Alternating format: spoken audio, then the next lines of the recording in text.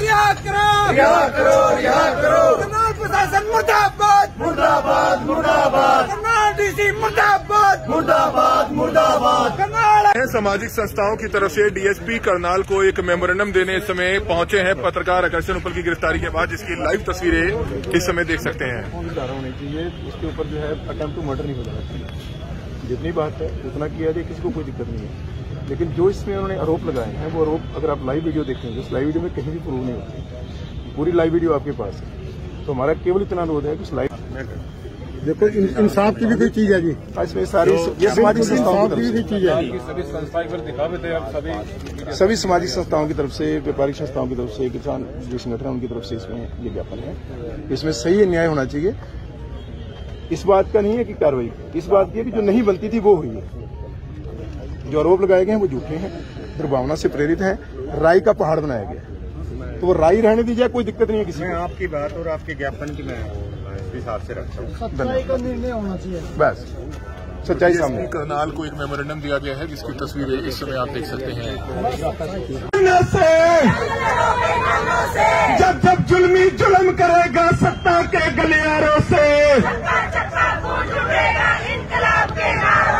जब जब जुल्मी जुल्म करेगा सत्ता के गलियारों से। ये तस्वीरें इस समय आप देख सकते हैं पत्रकार आकर्षण उपल की गिरफ्तारी के बाद इस समय तमाम सामाजिक संस्थाओं से जुड़े लोग यहाँ पर एक प्रेस कॉन्फ्रेंस कर रहे हैं। क्या कुछ कहना चाहेंगे पन्नू जी? आज की प्रेस कॉन्फ्रेंस की जा रही है, क्या कहेंगे? प्रेस कॉन्फ्रेंस की जा रही है, धरना जारी है, जिसके बाद आप देख सकते हैं पत्रकार बंधुओं को बहुत बहुत नमस्कार, धन्यवाद कि आप लोग पहुंचे। ये आपके पत्रकार साथी की बात नहीं है, ये उस साथी की बात है जो करनाल की आवाज रहा है। इसने करनाल के आम नागरिक की आवाज को उन बहरे कानों तक पहुंचाने का काम किया है जिन कानों तक वो आवाजें नहीं पहुंचती थी।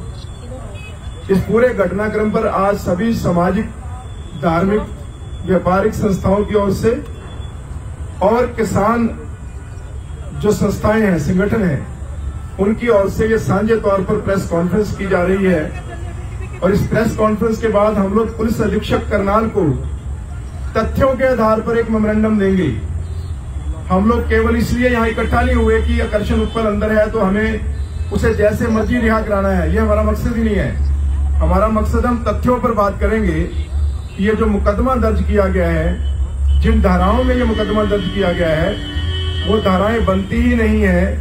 इस पूरे घटनाक्रम के अंदर जो आरोप लगाए गए हैं वो आरोप कहीं पर भी साबित नहीं होते हैं। और पुलिस ने बिना जांच किए, बिना पड़ताल किए, जिस प्रकार से आकर्षण उपल को बिना जांच का हिस्सा बनाए गिरफ्तार किया है, वो निंदनीय है। हम उसकी निंदा करते हैं और अनुरोध करते हैं कि जो गलती हो गई, ऊपर के दबाव में, प्रशासनिक अधिकारियों के दबाव में, पुलिस प्रशासन इस गलती को अभी भी सुधार ले, ताकि करनाल के लोगों का विश्वास, पुलिस अधीक्षक अभी नए नए आए हैं करनाल में, उनके ऊपर लोगों का विश्वास बना रहे, उनकी छवि मजबूत हो।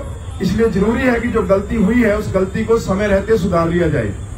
ये करनाल वो शहर है जहां पर हरशिंदर चावला जैसे, पंकज नैन जैसे, गंगाराम पुनिया जैसे और अधिकारी रहे हैं, जिनके सामने बड़े से बड़े मामले आए। हमने खुद देखा है कि ऐसे ऐसे मामले आए जहां मुख्यमंत्री तक की सिफारिश होती थी, लेकिन जब उनको तथ्य बताए जाते थे तो वो मुख्यमंत्री जी को बता दिया करते थे कि माननीय मुख्यमंत्री जी, जो आपके तरफ से बातें बताई जा रही हैं वो आपको गुमराह करके बताई जा रही हैं, सही तथ्य ये है। और वो मुकदमे कैंसिल भी करते थे और गलत मुकदमे दर्ज करने से इनकार भी करते थे। तो हम अनुरोध करेंगे, जो ज्ञापन हम देने जा रहे हैं और क्या तथ्य है वो मैं आपके सामने पेश करना चाहता हूं, ताकि माननीय पुलिस अधीक्षक, इसके बाद हम उनको जाकर मेमोरेंडम देंगे, इन तथ्यों को संज्ञान में लें और इन तथ्यों को संज्ञान में लेकर जो है इस मुकदमे को रद्द करें। यह सारा मामला एक वीडियो से शुरू होता है जिसमें आकर्षण उपल जी को पता चलता है कि तहसील में सैकड़ों की तादाद में लोग परेशान हैं और तहसीलदार अपने कार्यालय में होने के बावजूद किसी भी व्यक्ति का कोई भी काम नहीं कर रही। अगर आप उस पूरी लाइव वीडियो को देखेंगे तो ये बात बिल्कुल क्लियर हो जाती है कि वो अधिकारी अपने कार्यालय में मौजूद थी। ऑफिस आवर में मैं एक सबसे बड़ा सवाल जो है वो करनाल के समाज की तरफ से उठाना चाहता हूं कि क्या एक अधिकारी ऑफिस आवर में अपने ऑफिस की लाइटें बंद करके अंदर बैठ सकती है रिटायरिंग रूम के अंदर, और क्या उसके जो बाहर कर्मचारी खड़ा हुआ है गेट के ऊपर, क्या उसको ये कहने का अधिकार है कि अधिकारी नहीं है अंदर, तहसीलदार अंदर नहीं है, मेरा सबसे बड़ा सवाल ये है, ये विभागीय जांच का विषय है कि एक अधिकारी जिसे फर्स्ट क्लास मजिस्ट्रेट की पावर है, वो अधिकारी अपने ऑफिस में मौजूद है, अंदर रिटायरिंग रूम के अंदर सोफा लगा हुआ है, उस रिटायरिंग रूम में मौजूद है, और बाहर चौकीदार जो खड़ा हुआ है वो पब्लिक को ये कह रहा है कि अधिकारी अंदर मौजूद नहीं है। सबसे पहले इस कंडक्ट की जांच होनी चाहिए और उस अधिकारी के खिलाफ विभागीय जांच होनी चाहिए कि ऑफिस आवर के अंदर ऑफिस की लाइटें बंद करने का उसे अधिकार किसने दिया, और लाइटें बंद करने के बाद वो एसी चलाकर अंदर बैठी हुई है रिटायरिंग रूम के अंदर। क्या ये जो सर्विस रूल है, सर्विस रूल के कंडक्ट के अंदर जो है ये इलीगल है या लीगल है? अगर ये इलीगल है तो उस अधिकारी के खिलाफ विभागीय जांच होनी चाहिए, उसे सस्पेंड किया जाना चाहिए और ये देखना चाहिए कि उसका ये कंडक्ट कितने लंबे समय से चल रहा है। क्या ये केवल उसी दिन हुआ या परमानेंटली वो ऐसा ही करती थी कि अपने ऑफिस में होने के बावजूद लोगों को कह देती थी कि मैं ऑफिस में मौजूद नहीं हूं? ये बहुत बड़ा सवालिया निशान है जो हम करनाल के लोग, सामाजिक संस्थाओं के लोग उठाना चाहते हैं और सरकार को कहते हैं कि सरकार इसकी विभागीय जांच करवाए। नंबर 2, आकर्षण उपल जी ने इस पूरी वीडियो के अंदर एक लफ्ज यूज किया कि उन्होंने रिटायरिंग रूम को बाथरूम की संज्ञा दी। इसमें कोई शक नहीं है, उस वीडियो से क्लियर है कि मैडम ऑफिस में होने के बावजूद रिटायरिंग रूम में अंदर बैठी रही। इसे आप छुपना कहें या पब्लिक से बचना कहें, उन्होंने एक शब्द जरूर किया कि रिटायरिंग रूम की जगह उन्होंने बाथरूम यूज किया, लेकिन उस बाथरूम शब्द को यूज करने की वजह से जो धाराएं उस पर लगा दी गई, इस प्रकार से उसको प्रोजेक्ट किया गया जैसे वो करनाल का सबसे बड़ा क्रिमिनल हो, औरतों का सबसे बड़ा दुश्मन हो। जो धाराएं लगाई गई हैं, मैं उनसे आपसे बात करना चाहूंगा। जो पहला उसका आरोप है अपनी शिकायत के अंदर कि सुमित कुमार के कागजात पूरे नहीं थे। अगर आप उस समय की लाइव वीडियो को देखें तो उस मैडम से सवाल किया जा रहा तहसीलदार से कि बताइए इस फाइल के अंदर जो है कमी क्या है। ये लाइव वीडियो में पूछा जा रहा है कि बताइए इस कागजात के अंदर, फाइल के अंदर कमी क्या है। मैडम ने एक बार भी कमी नहीं बताई। अगर उस फाइल के अंदर कमी होती है वो उसी समय कहती कि इसकी ये कमी है, इसका ये डॉक्यूमेंट पूरा नहीं है या इसका डॉक्यूमेंट पुराना हो चुका है। नहीं कहा गया क्योंकि वो फाइल बाद में उन अधिकारियों को दे दी गई। अब उसमें वो कुछ भी प्लान कर ले, कोई कागज निकाल दें, तोड़ मोड़ करें, ये उनके हाथ में है। लेकिन मौके पर जब लाइव वीडियो चल रही है तो एक बार भी तहसीलदार ने ये नहीं कहा कि इस फाइल के अंदर कमी है जिसकी वजह से, और अगर उसकी कमी थी तो वो जो 60-70 लोग और जो वहां पर परेशान हो रहे थे, क्या सभी की फाइलों में कमी थी? उसके बाद मैडम का सेकंड आरोप ये है कि सुमित कुमार अपने साथ आकर्षण उपल और 50 से 70 लोगों को लेकर आया और मेरे साथ बदतमीजी करने लगा। अगर वो 50 से 70 लोग लाए गए थे तो पुलिस ने उनको नामजद क्यों नहीं किया? ये मेरा बहुत बड़ा सवाल है, कानूनी सवाल है ये। अगर वो 50 से 70 लोग जो थे वो लाए गए थे मैडम के साथ बदतमीजी करने के लिए, तो पुलिस ने उन 50 से 70 लोगों को नामजद क्यों नहीं किया?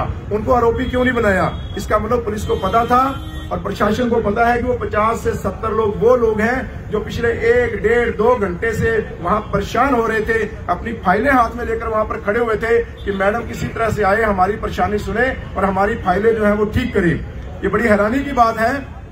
ये सीएम सिटी है।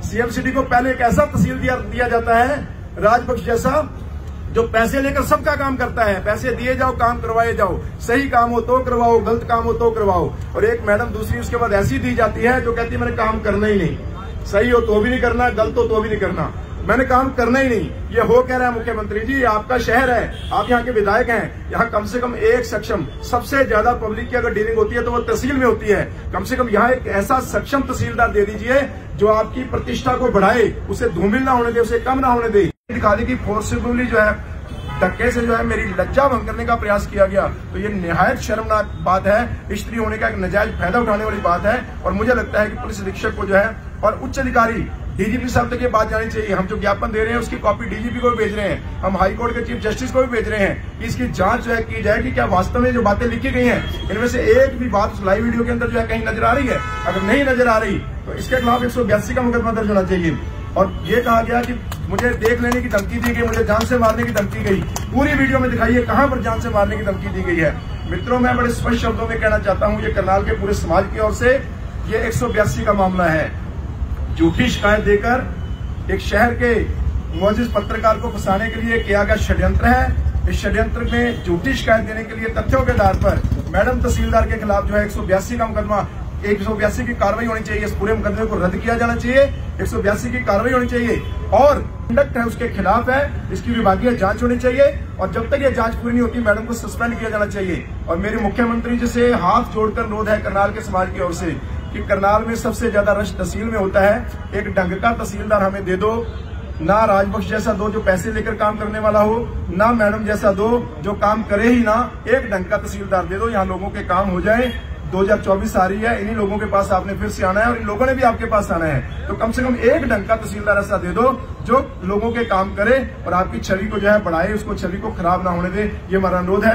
ये हम मेमोरेंडम जो है वो एसपी करनाल को देंगे। हम उम्मीद करते हैं कि इसके ऊपर संज्ञान लेकर इस मुकदमे को रद्द किया जाएगा।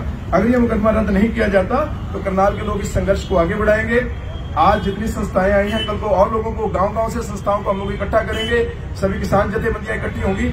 और एक चीज मैं बड़ा क्लियर कहना चाहता हूं, हम लोग सारे गैर राजनीतिक रूप में इस मंच पे खड़े हैं। किसी का कोई राजनीतिक मंतव्य नहीं है। अगर राजनीतिक पार्टियां अगर अपने तौर पर समर्थन करती हैं और कुछ भी नारेबाजी करती हैं, ये उनका अधिकार क्षेत्र है। हम उनको उनके अधिकार क्षेत्र में हस्तक्षेप नहीं कर सकते।